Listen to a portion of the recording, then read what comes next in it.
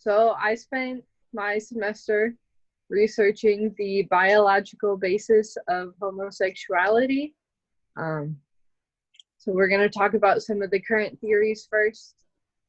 So the first theory I'll talk about is the genetic theory. It says that components of human sexuality, including like sex, gender, and sexual orientation, can be found in the genetic code, um, which implies that all people would be born into their sexuality due to genetic predispositions to certain thoughts, feelings, or behaviors. So that would mean both the gay people and the straight people would be born into their sexuality. The second theory I'll talk about is the maternal immune hypothesis, also known as the fraternal birth order effect.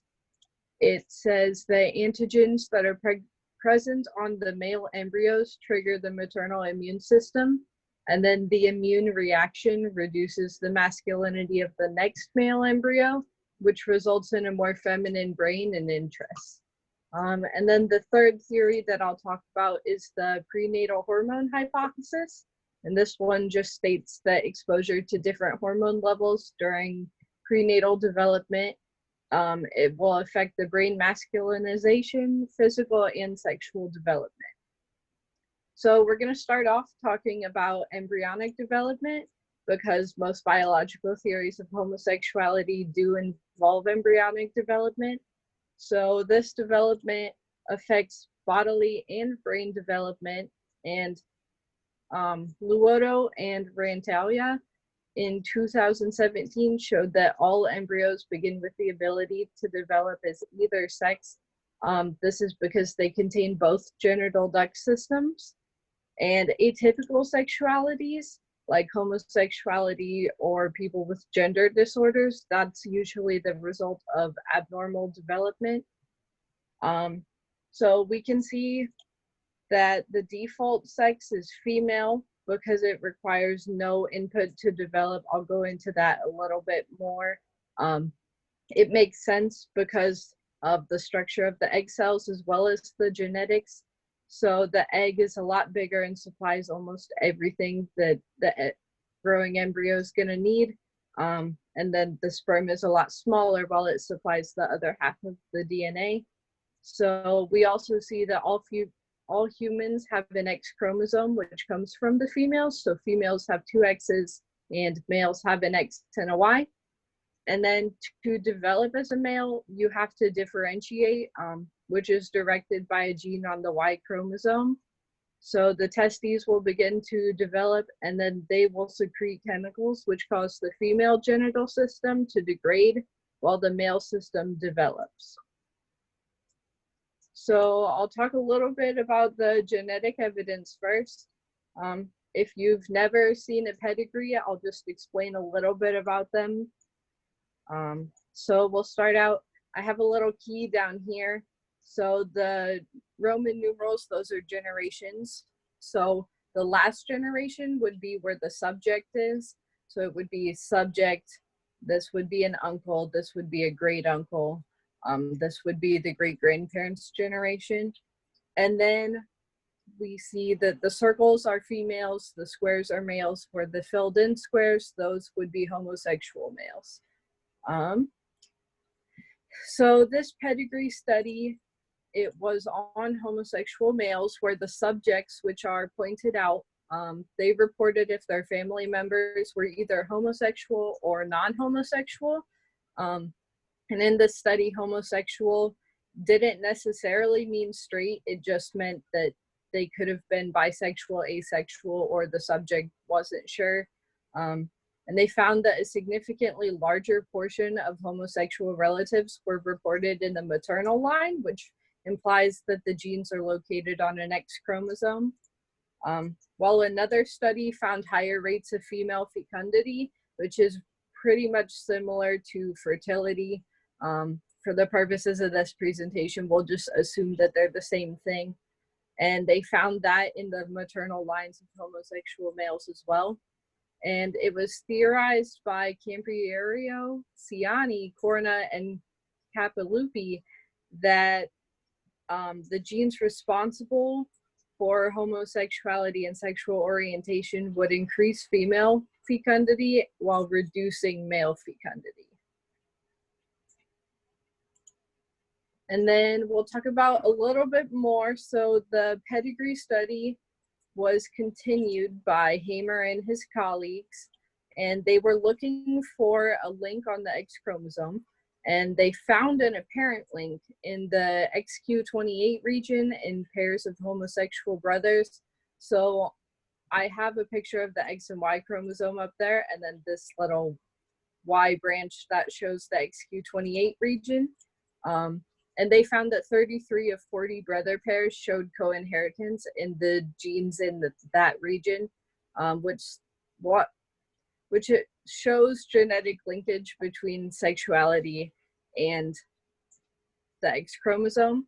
And then Hamer suggested that multiple gene groups would have been responsible for a complex trait like homosexuality, but they do suggest that XQ28 is a pretty good place to start studying.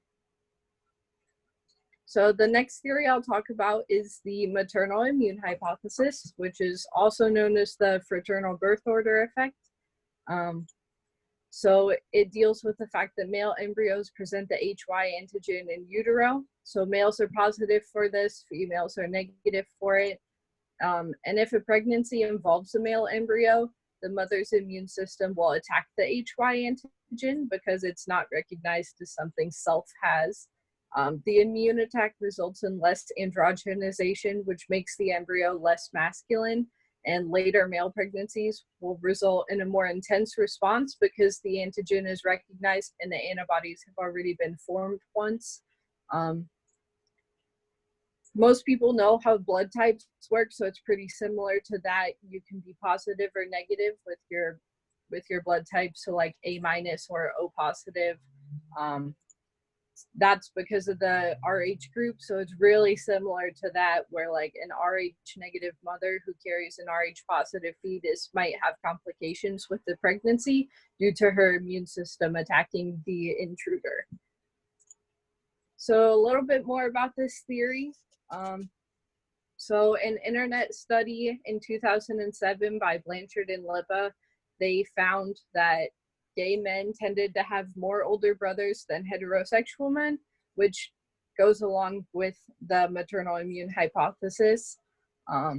So Blanchard did a calculation in 2001 where he suggested that each additional older brother increases the chances of the next male born being homosexual by around 33%. So at first glance, it seems like the fourth male child born to any family has about a 99% chance of being gay, but that's actually not the case.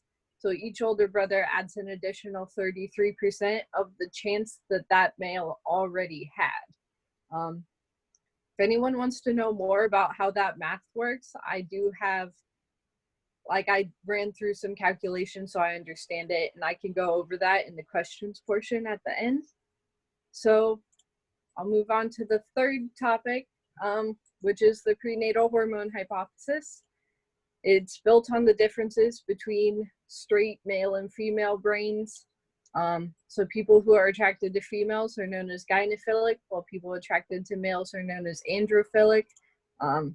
And Vines suggests that sexual orientation is caused by sexual differentiation in the brain.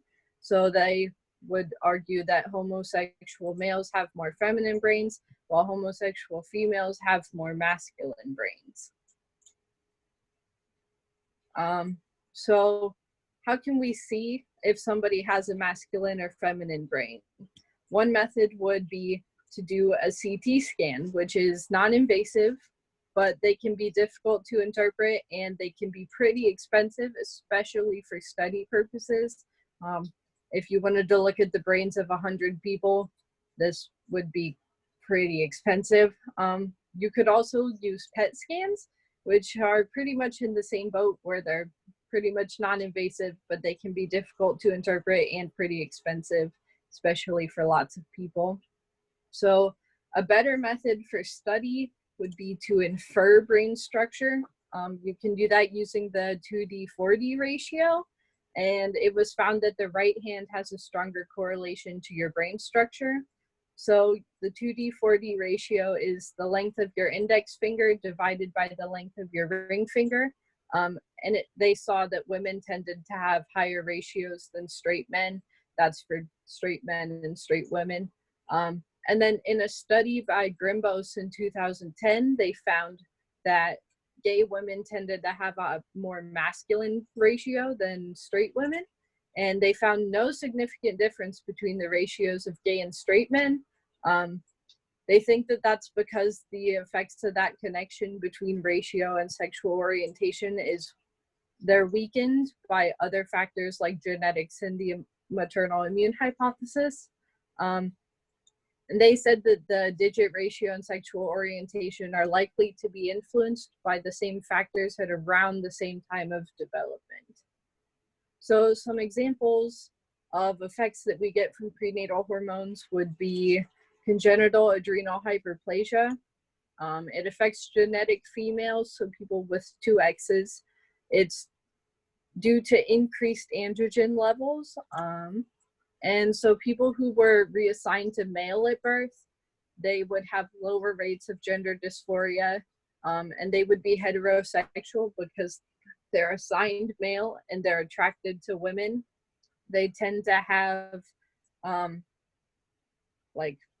they fit in pretty well with other typical genetic males usually, but people aren't normally assigned male at birth. So then people who are assigned to female at birth would be more masculine than non-congenital adrenal hyperplasia women. They tended to have more masculine interests, and they have significantly higher rates of homosexuality and gender dysphoria disorders. So another effect is androgen insensitivity syndrome. This affects genetic males. So you can have complete or partial androgen insensitivity. So people with complete androgen insensitivity, they usually develop as female. They have behavior that's similar to or almost indistinguishable from the behavior of genetic typical females. They usually have feminine interests and are heterosexual in the way that they develop as female, and they're interested in men. And then people with partial androgen insensitivity, they tend to develop with both sets of sex characteristics. They usually have intersex levels of development, and then their gender reassignment will depend on how progressed the development of each sex was. And they usually have higher rates of gender dysphoria and higher rates of homosexuality. So in conclusion, sexual orientation is complicated and it results from lots of different influences. We should continue to study human sexuality so that we can better understand ourselves and others. And the strongest biological basis for homosexuality comes from the prenatal hormone hypothesis. So what do we do with all this information? So lots of views can develop. I'm not going to claim that the ones that I present are all of them, or they hardly even scratch the surface. So we can see homosexuality as the end result of certain processes. So in biology, we could see it as like a birth defect or a developmental disorder. Psychologically, we could see it as a mental disorder or a personality trait. Religiously, we can see it as something that was designed by God, either to be a sin, or it could just be something that was designed by a higher power. Socially, we can see it as a choice. That's another movement that's pretty big, along with the Born This Way movement and gay rights. But we know that it develops as the result of lots of factors, so we shouldn't treat it as just one of these results. And then we should love and embrace our neighbors while we seek to understand more about them and ourselves. Those are my references. And then any questions?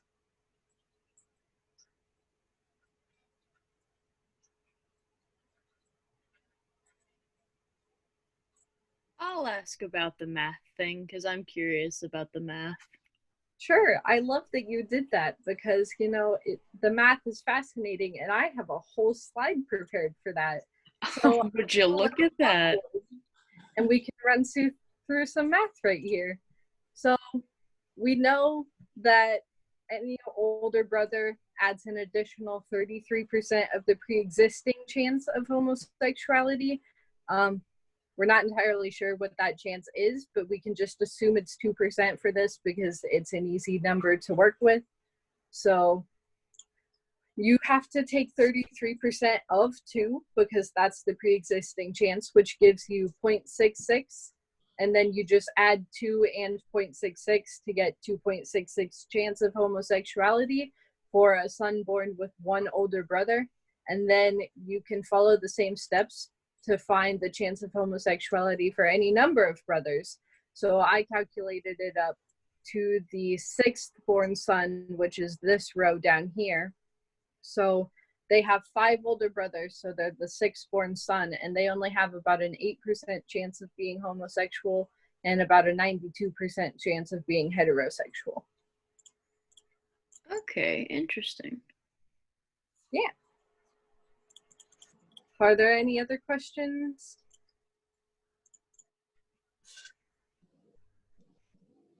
This is Dr. Emberton, and I'd like to know what one aspect of your study surprised you, that you read and reread and checked your facts again, and was just something you were not anticipating in your analysis? I really think that it was the math. Like I guess I didn't really think that having an older brother would have that big of an effect. So I was surprised about it.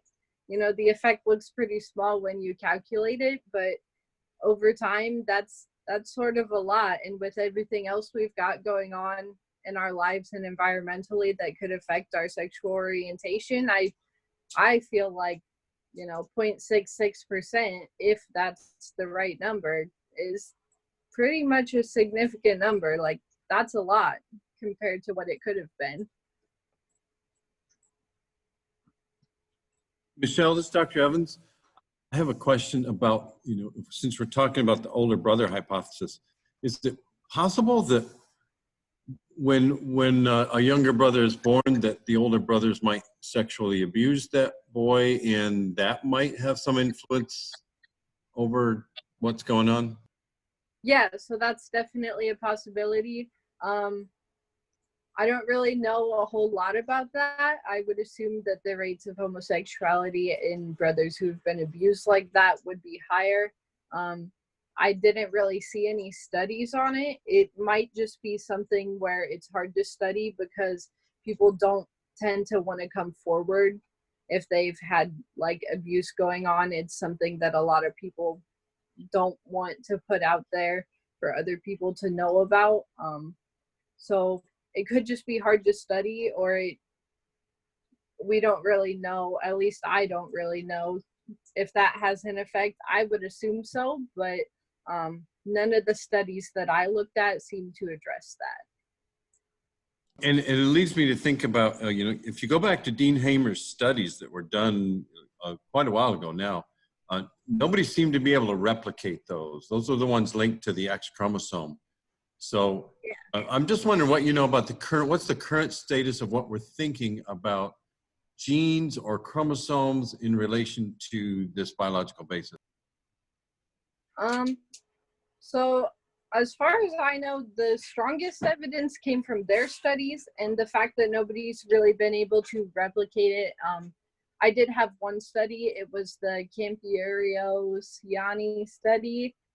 They did try to replicate that one, but they didn't do any genetic analysis. They only did a pedigree study and said, hey, yeah, it looks like it's linked on the X chromosome. I would just say that I don't know that we'll find like a conclusive genetic link because it's affected by so much. And there's definitely a lot of genes that could influence that, you know, even just minuscule, tiny effect on it. So we don't really know for sure that much about the genetics, I suppose. Okay, I'm sure there are probably other questions out there, but we do need to move on to Stephen's presentation. So thank you, Michelle. Mhm. And next up we have Stephen Brown, who's going to be talking about dissociative identity disorder. Stephen, are you ready to go? Yeah. Yeah, go ahead and share your screen with us first, and then you can start your presentation.